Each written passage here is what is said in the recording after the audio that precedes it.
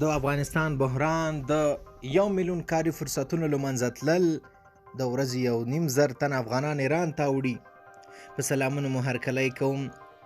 د افغانستان د بیا رغونې له چارو څخه د امریکا ځانګړې څارونکې ادارې سیګار د ملګرو ملتونو په حواله ویلي چې د طالبان له واکمنېدو وروسته په افغانستان کې د سلګونو زره میرمنو په ګډون 9,000 کارونه د هغه وخت په ټپه ودرېدل چې 900,000 کارګرو خپل کارونه له لاسه ورکړل. سیګار زیاتوي یوازې د 2020 کال په درېیمه ربع کې له 500,000 زیاتو افغانانو خپل کارونه له لاسه ورکړي. د خپرې شویو معلوماتو له مخې وړاندوینه کیږي چې دا شمیرې به د 2022 تر نیمایي پورې د 900,000 او 900,000 ترمنځ جوړې شي. سیګار وایي چې تر ډیره کارګرې میرمنې اغیزمنې شوي. دا په داسې حال کې ده چې په هرات کې د طالبانو د بهرنیو چارو رئیس مولوي شیر احمد عیار د دغه ولایت د اسلام قلعه بندرلارې ایران ته په ورځني ډول د شاوخوا 1400 افغانانو د اوښتو خبر ورکړی.